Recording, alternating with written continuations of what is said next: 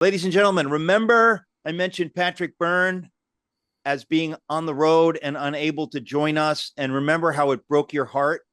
You remember that? Because I remember it. But guess what? Patrick Byrne is such a wonderful human being that he figured out a way to get on here. Patrick Byrne, from the bottom of my heart, thank you for changing your plans and making this work. Thanks for coming on here.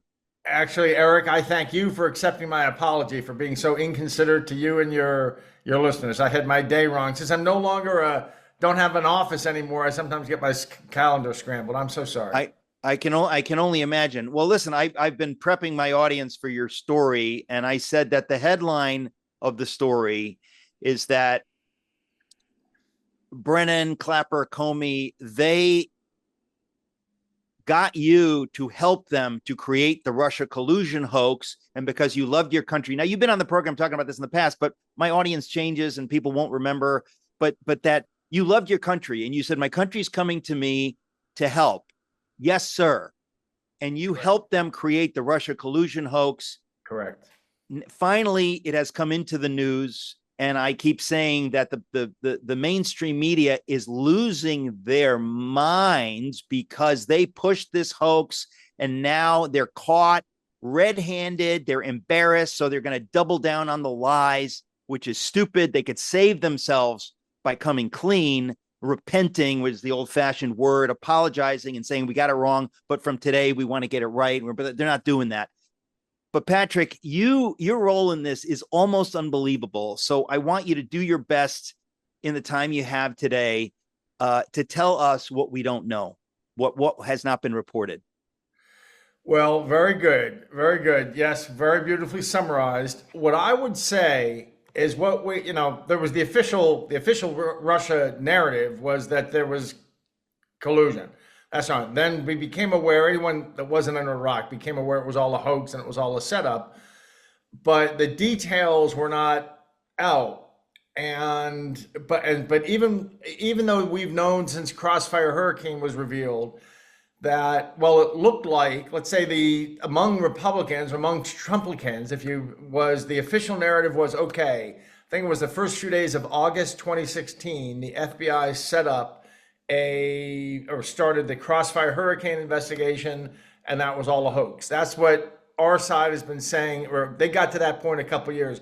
This new information has broken through that, and it's stepped things backwards in time. Now I'm moving. This is now before you do this, because it's my job to get you to explain this up, because you're so into this that I think you're assuming people are tracking, and some people are, but. Most people listen to this program, they're more like me and they're sort of tracking, but I want to get this exact. We know Tulsi Gabbard recently revealed the evidence that, Clapper, Comey, Brennan, Obama, they knew that Donald Trump was not colluding with the Russians, but that didn't fit their narrative. So they lied, ladies and gentlemen. That's evil what they did. They lied and they continued to push it. So that has come out recently. Right. Now what you're talking about, because that happened in November, December of and even going into January of 2017. But this is in the period where he had been elected, before he actually took office. Obama decided to cripple his presidency to maintain control through the deep state of the levers of power. This is as unconstitutional, evil as it gets, ladies and gentlemen, in case you think, oh yeah, they're all corrupt. No. This is a new level. This is like murdering children, in the street. This is not, oh yes, they all do it. This is a new level in the United States of America. But so to backtrack, you're talking about Crossfire Hurricane. Forgive me for asking you to remind us of what that refers to. Okay, Crossfire Hurricane is the official name of the FBI investigation into Donald Trump's collusion with Russia. And that was started, let's use the year 2016. Let's focus on 2016. What they've been telling us is that started in August. And we've also learned that in December, it was reported to Obama that there was nothing there, and he said, I don't care, create a independent or intelligence community assessment that says there's deep collusion. Okay. And then Okay. So again, to explain this to my audience, or in case anybody's out there not getting this, so they, during the campaign, folks, before Trump was elected, during the campaign, in the summer of 2016, they tapped Trump Tower, and they were trying to create this narrative, this lie, in the summer of 2016 during the election. Okay, Patrick Byrne. So, okay, you say that it started way before that and you were involved. Yes. There's two differences between my story and the story as it has existed publicly for a few years. Their story is Hillary Clinton did it, and it started in August of 2016. My story is it was not Hillary Clinton, it was Barack Obama, and it started at least a year or a year and a half earlier. And what's happened is the mainstream narrative has crumbled in two ways. They are no longer saying it's Hillary Clinton. They're saying it's Barack Obama. Hillary Clinton played a role in some scheming, but it was Barack Obama as of December anyway, 2016. And secondly, they're saying it didn't really start in August. It started in July, started a month earlier. Okay, folks, now you got the setup. Everybody has the setup. We're on the same page. When we come back, we're going to get some breaking news here. I'm talking to Patrick Byrne, Byrne. So Patrick, you and I were texting the other day, and this is so huge that it's hard to comprehend. In other words, you're saying, which has not been reported by Tulsi Gabbard or anybody, that Obama, while he was president of the United States, this wicked man, was doing things in the last year of his second term to set up this huge lie. So tell us about that. Again, I know you shared this on the program, but nobody will remember. I won't remember. Tell us. Well, let me take it back to, and Tulsi has made one little, I should adjust what I said. She has also moved the start date back from August, early August, back to early July. So she has broken the narrative as it existed up until a couple of weeks ago in two ways. She's included Obama, and she says it didn't start in August, it started July of 2016. I can promise now, so that's great. They're digging, they're tunneling, and they're getting to where I am buried. I'm buried under the ground with the real truth. And they have tunneled some of the way to my truth, and they're still tunneling. What they're eventually going to learn, why don't I jump to all the way in? Here's what they're going to learn. In February of 2015, Maria Butina first came to the United States. It was her first trip, not the trip that excuse me, February 2015. So a year and a half earlier than we were just speaking about, a year and a half earlier than I was just speaking about.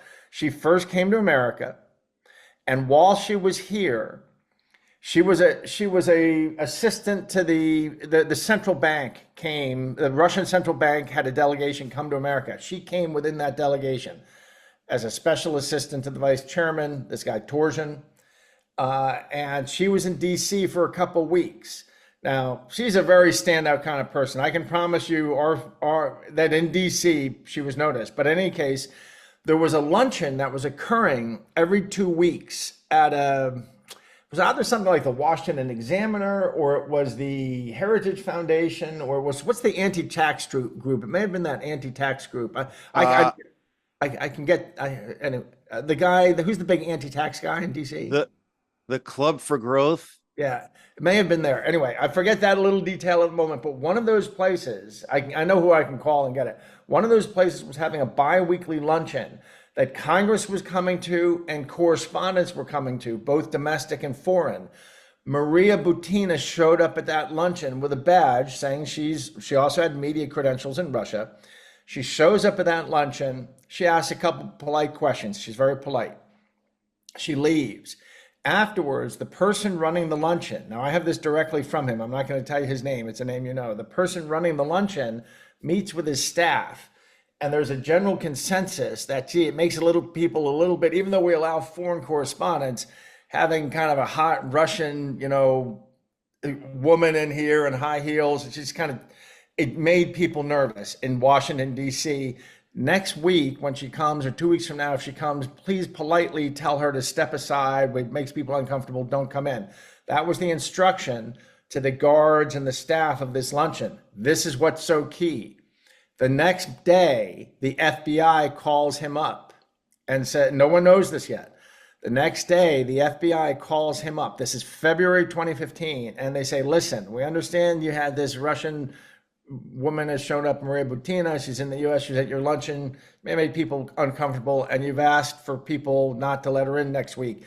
Do us a favor and reverse that instruction. We want you to let her in, and we want you to let her schmooze around with these highfalutin people in this luncheon. Who was that FBI person? That was Peter Strzok. So now we know that Peter Strzok and the FBI were framing not just Maria, but framing a Russian scandal, February 2015. So that's still 17 months earlier than Tulsi has gotten to. Okay, February 2015, folks. Again, this is where it's so evil. Peter Strzok, you can remember his ultra smug face. He was setting this up. In other words, he's thought, oh, there's a Russian woman in DC. Let's use this. Let's suck her in. This is like a sting operation. Let's pull her in and see what we can get. Keep going.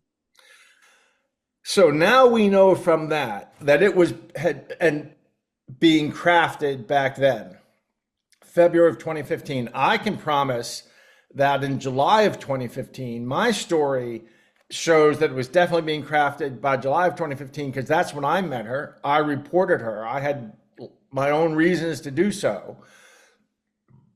And I didn't report her in a bad way, although she will never forgive me. I reported her because she wanted to be brought to the attention of the US government. And I could have done that. Before I did that, I need to have sort of the sign off for the FBI.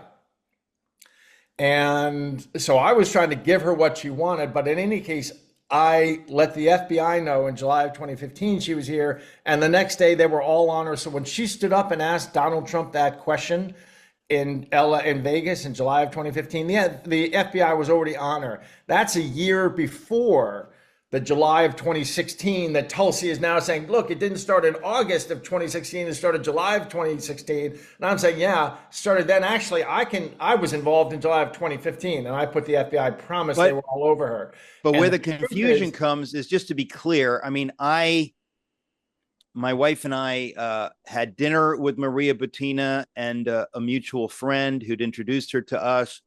I didn't really know anything about her. What's the official line on Maria Butina? Like, in other words, what are we supposed to, at this point, to think? What was she trying to do? Now, there's this one thing to talk about what the deep state was trying to get it to look like, but what were the basic facts? Was she trying to do anything particularly nefarious? No, although what she was doing was a little risky, and I pointed that out to her. I just recently saw her over in Moscow, and she's angry at me. But I pointed out to her that she asked me to come over for a big opening of her movie, so I went over and I Of her what? out to her. Say again. An opening of her what? Oh, she's got a big 8-part TV show. She's become a huge hero in Russia. She could very well be the next president. Swear to God, she could be the next president. She's a very big deal in Russia now. She's being groomed. She's in their Duma, but she's been giving, even in the Duma, there's the building for the normal All right, people. It keeps getting crazier. Folks, we'll be right back. Okay. Okay, the next segment is a very short segment, and then we've got some longer segments. So here we go. All right. I'll stay as long as you want. Well, thank you, Patrick. Really, seriously, thank you very much. Welcome back, talking to Patrick Byrne. All right, folks, are you tracking? Because I'm not. Tell me again. Now, Maria Butina, this is somebody I would say I know her to some extent. I was unaware of all the stuff you're talking about. I'm naive, folks. If I come across as naive, that's because I am naive, and I don't mind being naive. That's fine. You can also be innocent. That's fine too. You don't always have to be down in the dirty weeds. Nonetheless, when this stuff comes to my attention, I'm very interested. So Patrick, you don't see Maria as a nefarious figure, just to be clear.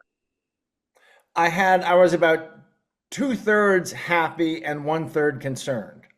I was 2/3 happy at what she was describing she wanted to do. Let me tell you what she thought she was. Whether what she really was is a different thing. What she thought she was, or what she said she was, I think what she said she was and what she thought she was were the same. I'm not entirely sure that she knows what she really was. Yeah. What she thought she was this: a graduate student of political philosophy, very intellectual, real intellectual. I have studied and taught at some of the greatest universities in the world, and I've known lots of smart kids. She's a very exceptional 26-year-old kid at that point. And a student of political philosophy, a couple master's degrees, wants to talk about Milton Friedman. Hayek wants to talk. I mean, she's a real libertarian, an Austrian economist, a Milton Friedman. This is what, so she'd become very close to Mikhail Kalashnikov, who was this mystical figure in Russian history. You know who Kalashnikov is? I only know the rifle named after him. Yeah, Mikhail Kalashnikov was a soldier who left the battlefield in World War II, was put in a plant, worked in an arms factory, and in 1947 designed this indestructible, super cheap, great weapon called the AK-47 that they view as the gun that viewed the world, is what they call the AK-47, because all the liberation movements around the world took it against the colonialists. So he was 93, but at 93, he kind of anointed her as his successor. He formed a foundation and named her the successor. That was this gun rights group you've probably heard of. So to Russian people, that's like George Washington had selected this 23-year-old girl and said, this girl's carrying on for me.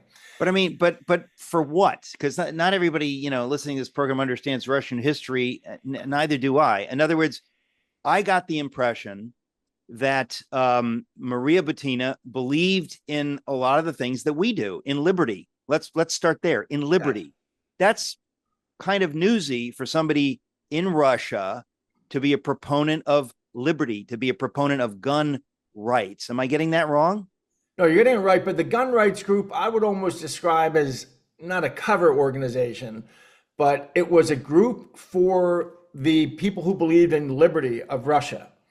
And which they call, outside the US and the rest of the world, the word liberalism means what you are. Believe it or not, you know, Merrick, that we are liberals in the eyes of political. In the classic old sense of liberal. Yeah, it's got changed so she's a liberal, and she says, Patrick, believe it or not, there are liberals in Russia too. There's 150 of them across the Russian power structure, in both the oligarchs and in the Kremlin.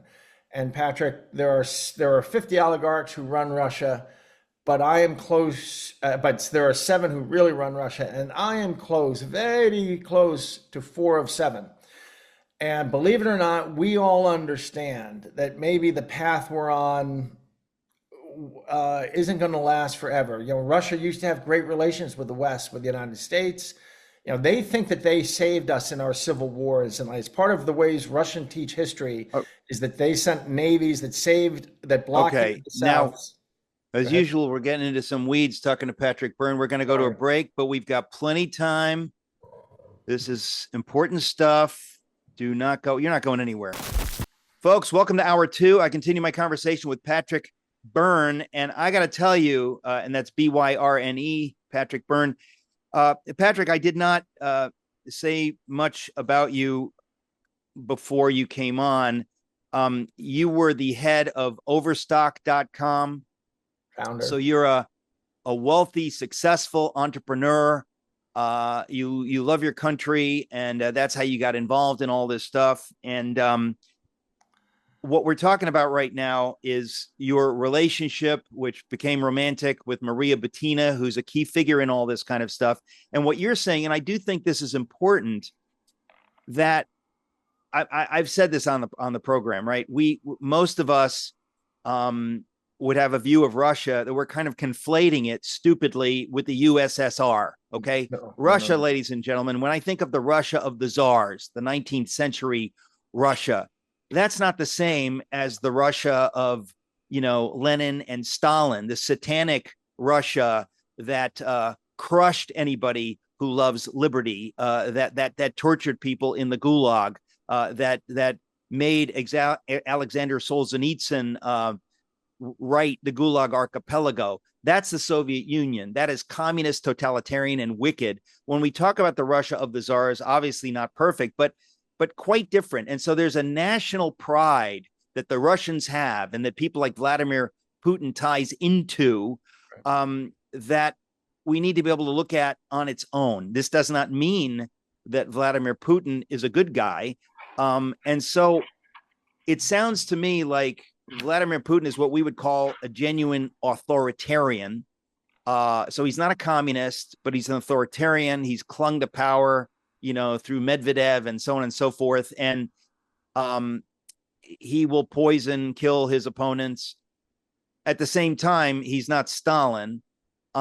So what was Maria trying to say? In other words, there are people in Russia who would see a future for Russia that goes beyond the authoritarianism of Putin, or that is willing to work? She was very discreet, but she was very discreet how she said it. But she said things like, we are loyal to Putin. He's legally elected. No one is disloyal to him. But there are some who wish to discuss what a post-Putin age might look like, and what relations in the U.S. with the U.S. could possibly look like someday. So it's very... Okay. Now I just got to say, and I know I'm interrupting more than ever, forgive me, but folks, since the Soviet Union fell, okay, my mother grew up in East Germany. When the wall fell, when all that happened in 89 and 91, I thought, how wonderful if we could welcome Russia back into the community of nations. They used to be part of Europe. Again, this is before the the Bolshevik revolution. So you're saying, Patrick, that Maria was kind of hoping for something like that. And I want to say, I myself was hoping for something like that. Very much. In fact, it's one of the things that woke me up, that started waking me up, was what happened in the 90s. Because I knew that by the 90s, we'd probably spent $1 trillion or more in our history on nuclear weapons because of the threat of Soviet nuclear weapons. Well, the Soviet Union fell. Russia's there. Russia says, help us disassemble our nuclear weapons. We had a program of about $40 million a year that George Bush started to send over engineers to help them disassemble the nuclear weapons pointed at us. And after a couple of years, Clinton canceled it. So I thought, that's odd. We're so afraid of their nuclear weapons that we'll spend $1 trillion to build our own to offset them. But when they say, you know what? How about helping us just disassemble these? Well, we don't have $40 million we can find. That's when I started realizing how corrupt DC is, and the decisions made in DC have all kinds of other agendas behind them, like military-industrial complex or whatever. So that I'm with you about the 90s. The 90s was one of the greatest opportunities in human history for peace. And it was totally we've covered this before. I mean, this is why NATO is so stupid. We've covered this before on the program, where we're just thinking like the deep state, the uniparty globalists, George Bush the first, they didn't want to be friends with Russia. They were making a lot of money off of, the Soviet Union as the big global enemy. And so they wanted to keep that narrative going. And that is heartbreaking, folks, because we had an opportunity that, I don't know if we'll get it back. Maybe we will get it back. But so, Patrick, I don't want to go too far with this, because I want to come back to where we are now. You say that Tulsi Gabbard and company are drilling down, and they're getting the receipts. And as they go down, down, down, down, down, they're going to find, I've been telling you, Patrick Byrne. Now, the question is, you're coming on the program today. Is this going to help them? Have you reached out to them? In other words, I'm not clear on why they haven't gotten to talk about those things. But okay, but I can. All someone has to do is read my book, and my book is okay. And what's the title of your book? The book is Danger Close: It's up on Amazon. Danger Danger what? Close. And when Mike Flynn took the book, and Mike Flynn spent last year turning that book into a movie called The Enemy Within. Have you had a chance to? You're friends with him. General Flynn is, yeah. One of his millions of admirers. I'm a huge fan. I think I love him. I have had the great privilege of spending time with him. He's an American hero. I only wish he were in this administration, but maybe he's doing great things outside the administration. But he's just where he wants to be. I was just with him. He's just where he wants to be. It bothers me too. I've been saying, why isn't he up there? Why isn't he this and that? Why isn't this and that? No, he's just where he wants to be. But my question, so tell me again the title of your book. My book, oh, you got to read my book. My book is Danger Close. And I'll tell you, Danger Close. CLOSE, Danger Close. Yeah, in the military, when a base is being overrun and when they call in fire, just drop bombs on our own base because we're being overrun. That's called Danger Close. That was actually Mike's name for the book. He came up with the name. And he wrote the introduction. And in the introduction, he says, I got to send you this, or you got to get this book. In the introduction, he says, basically, in the first sentence, in my work in the most senior levels of special operations and intelligence, I knew about Patrick Byrne and the work he does for the United States government. So that's the problem. The big mental hurdle for people with me is they see me as the CEO entrepreneur. They don't understand. I don't have a family, a wife, anything. My personal life, what I did was I worked for Uncle Sam trying to help him out on anything he needed. So there were years this was my real job, and Overstock kind of felt like a cover job. And so he knew about all that. So for them to come to me and ask me, or for me to cross paths with Maria Butina and make a phone call, that's kind of my normal life. That isn't so unusual.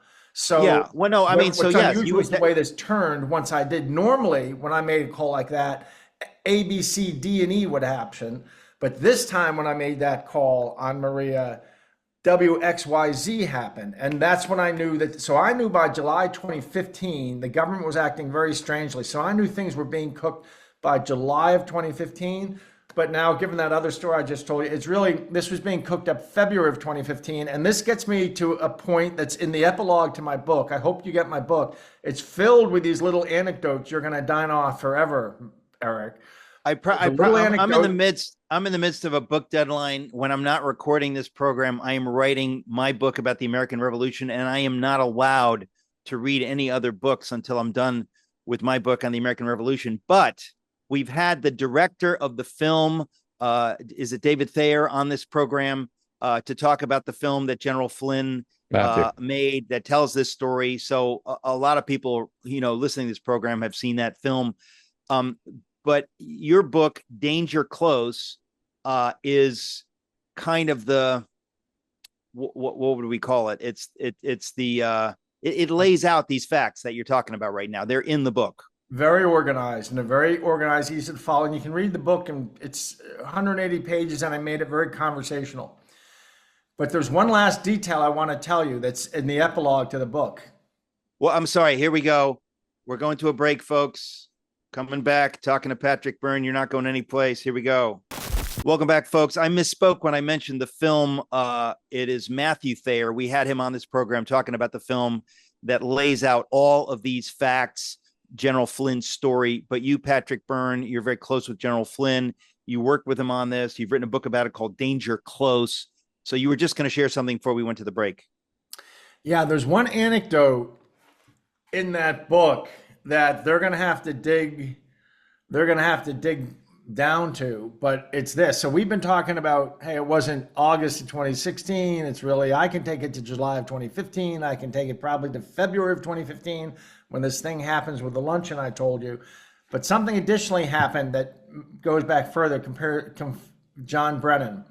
There was a CIA whistleblower who got in touch with somebody, a lawyer who got in touch with me. Now, why people bring this stuff to me, I don't know. It's caused a lot of trouble in my life, and I insist I want no further whistleblowers ever to come to me. But in 2020, a DC lawyer came to me and shared something from a CIA whistleblower.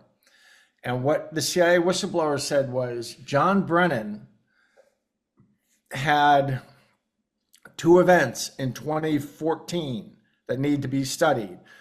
First, he went over to Scotland.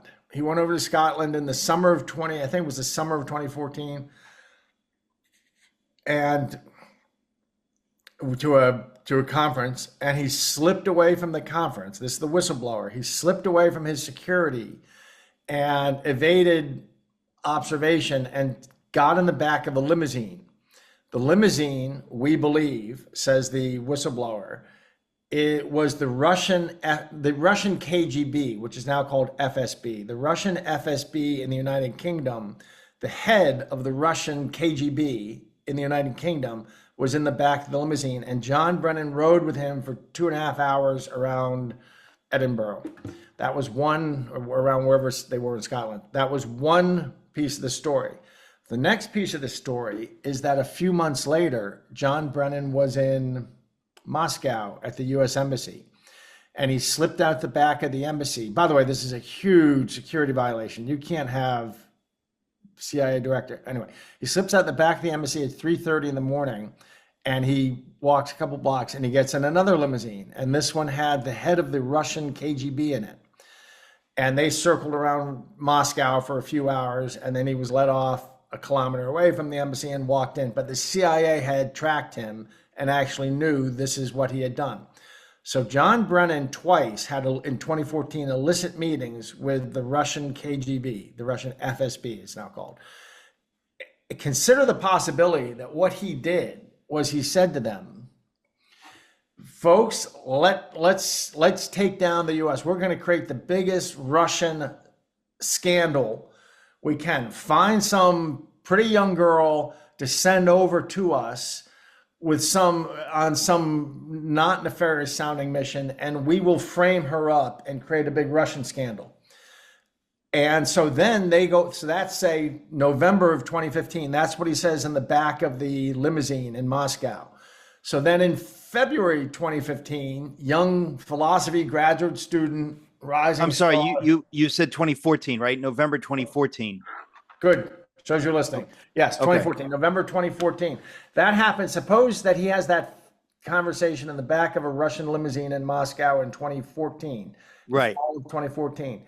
Now Russia finds takes this young girl, Maria Butina, who's known to everybody, and maybe it's Putin comes up with an evil plan that he sends to Torsion. That Torsion says to Maria, we're going to do something great. We're going to send you to America as a citizen diplomat. You're going to mingle around in Washington circles and hope that you can find other liberals like us, and we'll develop connective tissue so we can have peace someday.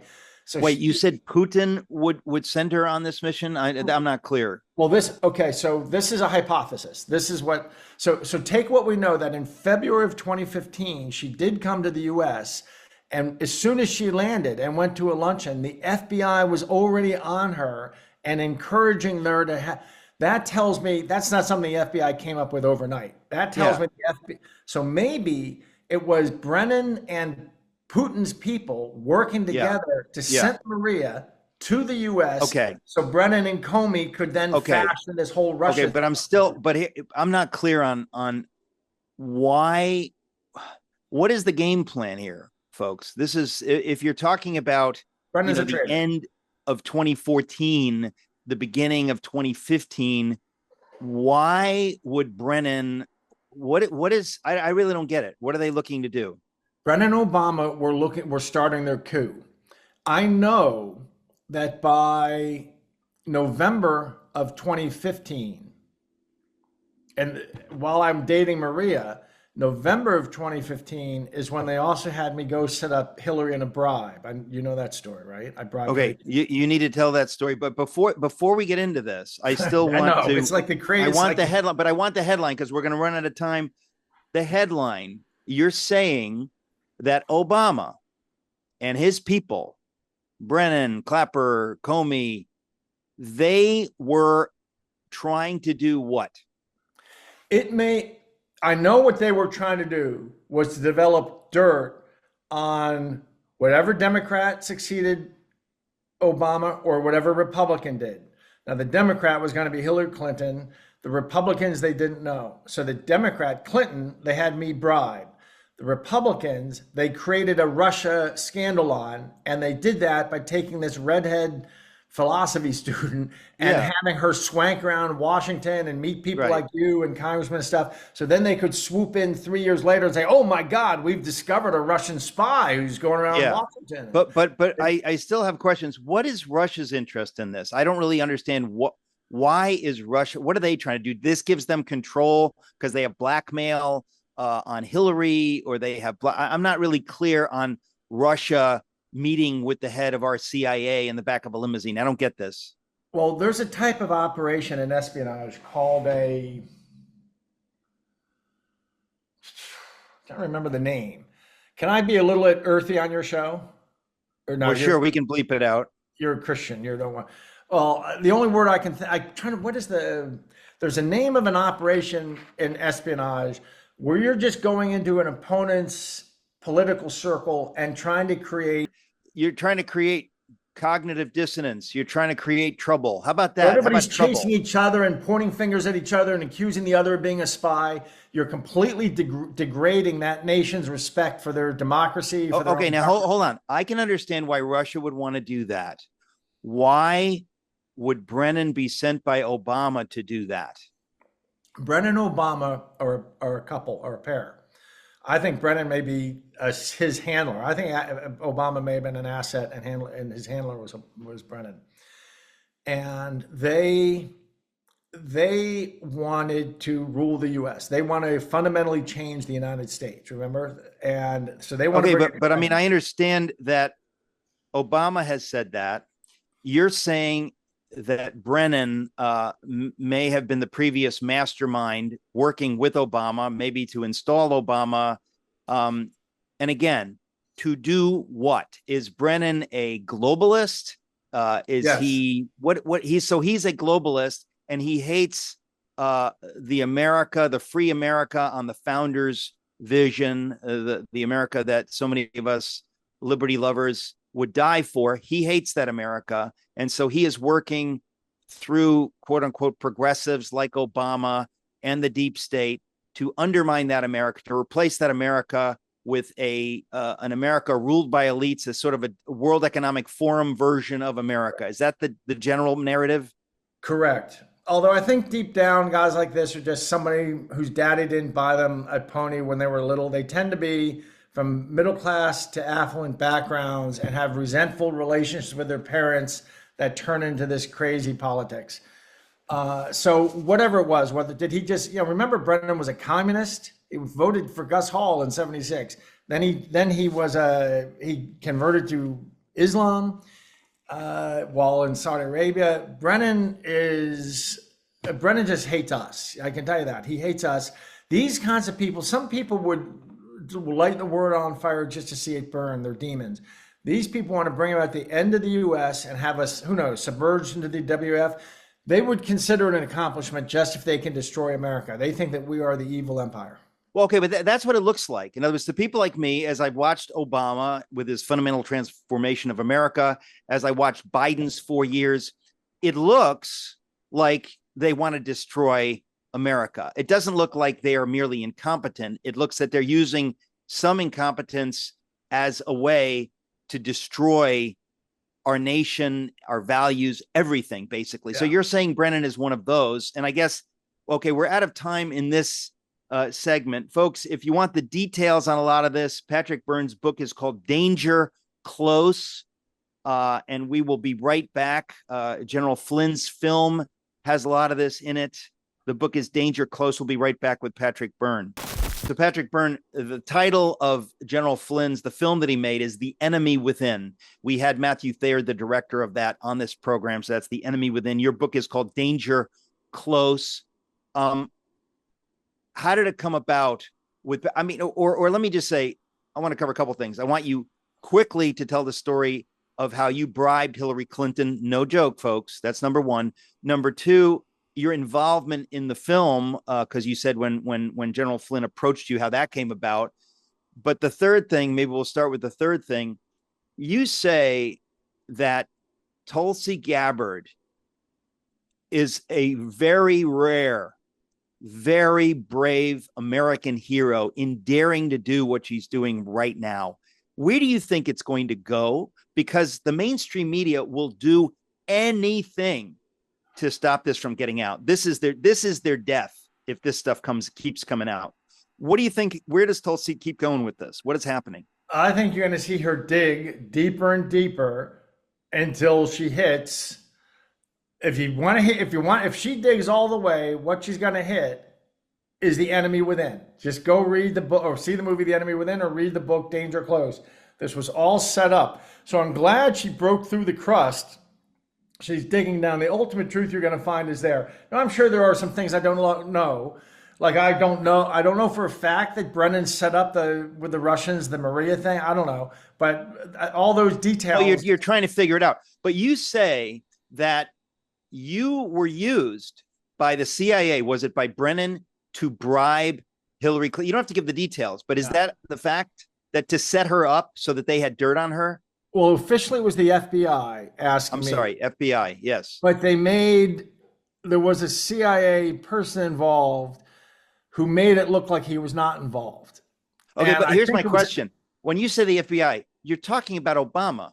Who wants dirt on Hillary Clinton? You're telling me that Obama and company, Brennan, whoever, they want dirt on her so they can control her when she's elected in 2016, which everybody was sure she would be. Is that the headline here? Yes. Have I ever told you the Bunsen burner story? I don't know. I think you did. Oh, this. Go ahead. After I had successfully caused her to take an $18 million bribe from Azerbaijan, and I got the bagman from Azerbaijan in a room with her. They spent 10 minutes alone. He bribed her $18 million. And I can tell you how I did all that. But the key was 3 days later, I was told I'd forget the whole thing. And at first they gave me some cockamamie excuse why the mission had been plugged, because they all realized she can't be stopped. She's going to be president. She's going to destroy us. It wasn't sitting well with me. A few weeks later, I got back in touch and let them know that's not sitting well with me. And they told me the truth. And if you listen to the next 60 seconds, you'll understand these whole 10 years. They said, Patrick, think of there as being, so this is early February 2016, 10 months away from the election, but it looks like Hillary's unstoppable. They say, Patrick, think of there as being a Bunsen burner. No, they said, Patrick, at this point, Barack Obama has people across the federal government, but especially the DOJ. Think of there as being a Bunsen burner in the DOJ. Hillary is going to be president for 8 years, but while she's president, the bribe information is going to sit on a Bunsen burner. If Hillary's a good girl and defends Obamacare, the hand on the Bunsen burner is going to be one of Obama's. If Hillary's good and defends Obamacare, the flame's low. If she's bad, it gets turned up. This way, Barack Obama is going to manage Hillary Clinton for 8 years, then she steps down and Michelle's going to run. And Patrick, that's the plan. Okay, that was the plan. Well, look, who cares about the details of the plan? The fact of the matter is that you have people, Barack Obama and company, because he didn't just, emerge from the brow of Zeus. There's a gestation period. It sounds like Brennan and other people were setting him up. But this is fundamentally now when we say, to transform America, no, there's nothing wrong with transforming America. What's wrong is subverting the will of the people. We, the people, elect our leaders. We are supposed to be our own government. We're a self-governing people. These people we're talking about wanted to destroy that, and were well on their way to destroying that. And folks, that is sedition. That is evil. In a civilized world, they would be hanged or killed by a firing squad if this is all true. And it sounds like it's true. And it sounds like Tulsi Gabbard and company are getting to the bottom of this. Do you have confidence that they're going to be able to execute, that Pam Bondi and the president understand all of this?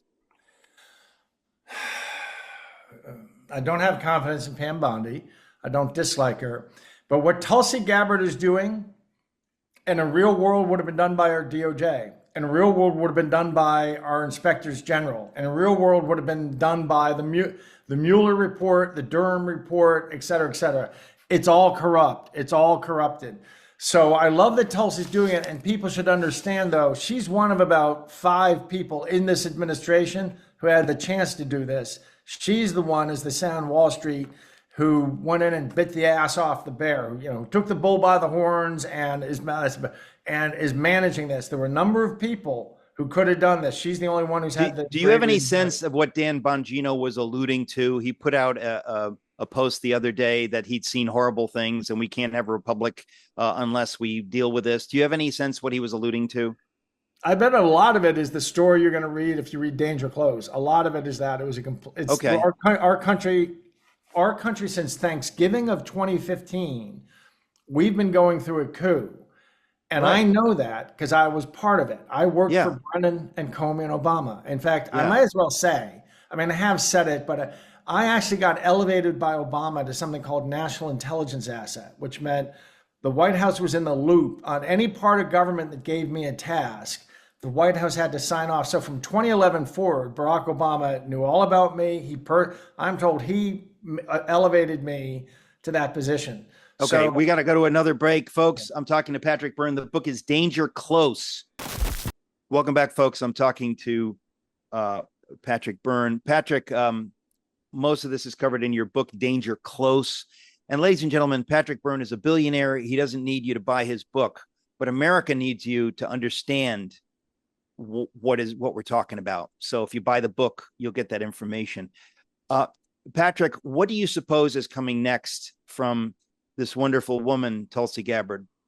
Well, I wouldn't mention it, although it has been mentioned now by Trump, that as bad as these revelations in Tulsi's Russia report are, wait until you see what she's revealing about our elections. They make the other stuff look like chopped chicken liver. He said something like that. That weren't his words, but he said something recently. Do you remember that? Just like over 4 or 5 days ago? Listen, I met you. I knew the 2020 election was stolen, and we're still not dealing with that, right? We have heroes like Mike Lindell and others who've been out talking, just trying to get to the bottom of it and say, ladies and gentlemen, maybe I don't have all my facts, but this is troubling. We need free elections. You destroy the nation if you don't have free elections. And so you say that information is going to be coming out. Yes. And I'll tell you about a very dramatic moment in the last 4 years that will kind of convey it. I have the people. This is not conjecture. I have the people who've been rigging elections. I got people to defect. I got the source code. I got everything. Mike Lindell. From what country? I don't want to say too much, but they're from. When you say defect. South America. What I've been doing the last 2.5 years is running around the world, recruiting people and getting them to flip sides. And so I have everybody. There's a guy on my side that was, we call him Dominion Employee of the Month. The guy was literally the Dominion Employee of the Month a couple of years ago at some point. We have everything. These guys are so hosed. They're all going to prison for the rest of their lives.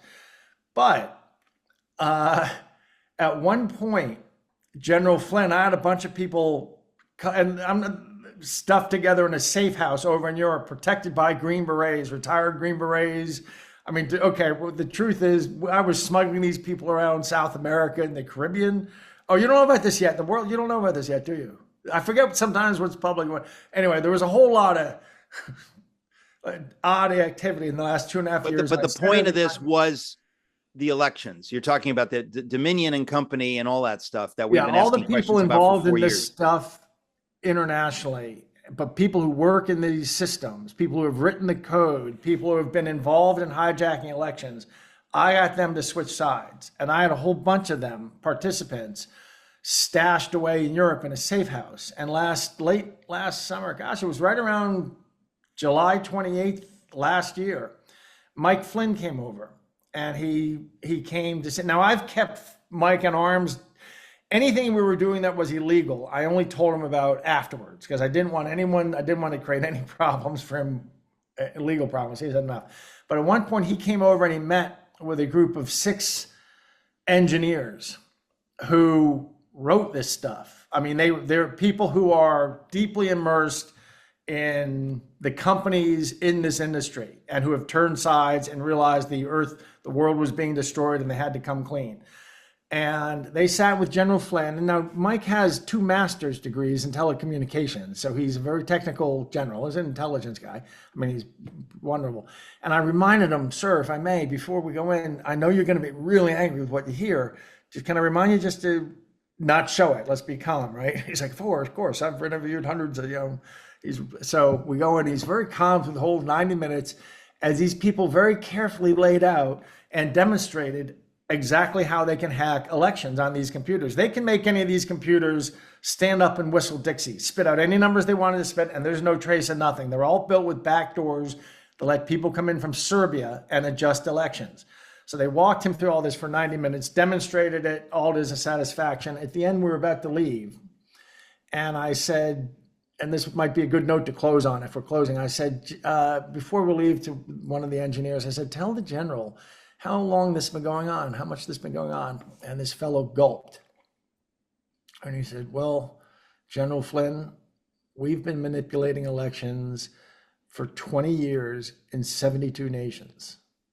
And for just a moment, I saw Flynn, that poker face for a split second. Okay, now, but when you say we, who is behind this ultimately? In other words, and I don't care about other nations. I care about America mostly.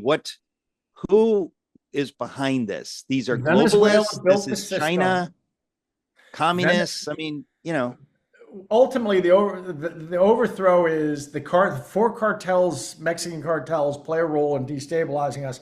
They report to the Venezuelan cartel, which is the Venezuelan government. Venezuela is a weird place. It's where cartel becomes. But why do drug pushers want to change American elections? Oh, because they report to China. China's the chairman of the board behind the scenes. China and Iran.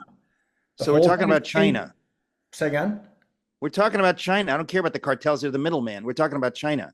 And their plan is to overthrow the U.S., get it in collapse, give the cartels 3 years to rape, pillage, loot, and burn. Then they occupy, become new China. They get the best farmland in the world. Okay, so it's China. We're talking about China. However, no. I'll drop a big bombshell on your show. Quick.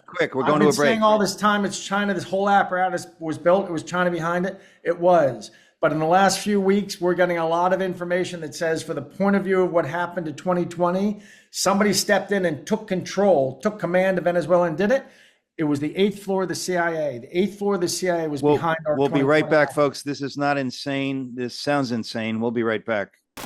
Folks, welcome back. Lord, forgive me for saying this. No, let me start again. Hold on a second. Folks, welcome back. I want to say clearly, Patrick Byrne, my guest, that I know that what we're talking about sounds really crazy and difficult for a lot of people.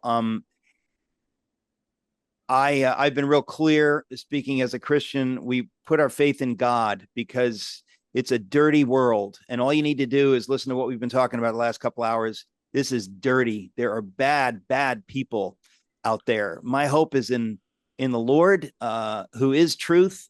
And I believe that America was created by God for his purposes in history. We're not like any other nation. And there are dark forces at war with self-government and with the beautiful ideas that the founders bequeathed to us 250 years ago. So, Patrick, you're saying that behind all of this, and it stands to reason, China wants to be the global superpower, and that they would be crazy not to try to rig our elections, to try to weaken us, to try to bring us down. They'd be crazy not to do that.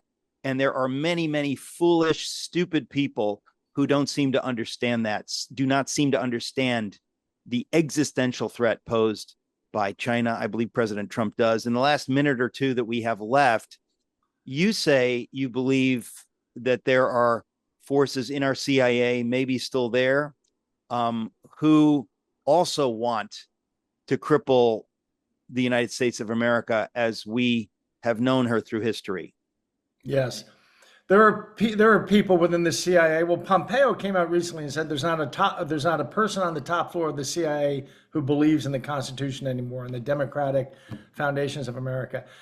But I think Pompeo knows about all this because he was briefed about a year and a half ago by two colleagues of mine, and they say he went white as they laid this out. And at first, they thought he went white because he was thinking, "Oh my God, this happened on my shift and I didn't catch it." We really, at the time, we thought it was ultimately all China behind it, and he went white. They gradually came to realize from his questioning he wasn't going white because he was realizing, oh my gosh, this happened on my ship and I missed it. He went white because he already knew and was going white that somebody had figured out. In fact, the focus of his questioning became, who have you shown this to? Who knows about this? His questioning became, he was very concerned So, about it. do you think he's a good guy or not? No, he's not a good guy. You don't think Pompeo's a good guy? Oh, bad guy. He and Paul Ryan are very bad guys. He and Paul Ryan are the guys, they're on like an advisory board to Fox, and they got Fox to pay this big fee to Dominion as a way of saying, look, I guess we were wrong. Dominion was right. Well, guess who paid for that? Suppose I told you the CIA actually paid, CIA or Fox. Well, China made $1 billion loan within a week of that, made a very low interest $1 billion loan to Fox. That looks like it was a quid pro quo for that payment. So it really didn't cost them any cash. And there's some word that it was actually engineered by the CIA. The CIA wanted Fox to pay that because they wanted to So you're saying that Pompeo is deep state? Oh, yeah. Pompeo's a bad guy. And I used to like him. He's very intelligent. I used to respect him. I now am aware he's a very problematic figure. He's like Paul Ryan. He's deep state. But Paul Ryan doesn't publicly claim to be a big Christian, which is what Mike Pompeo does. This is not happy news, but folks, the truth is important. We're out of time. Patrick Byrne, I am very grateful to you, my friend, for coming on today, laying this out for us. I'd love to get you back, as I always do, because this is important and fascinating, and you know a lot about it. So Patrick Byrne, my friend, thank you so much. Just great to have you today. After the next Tulsi firestorm, have me on then and I can really speak. Will do. God bless you.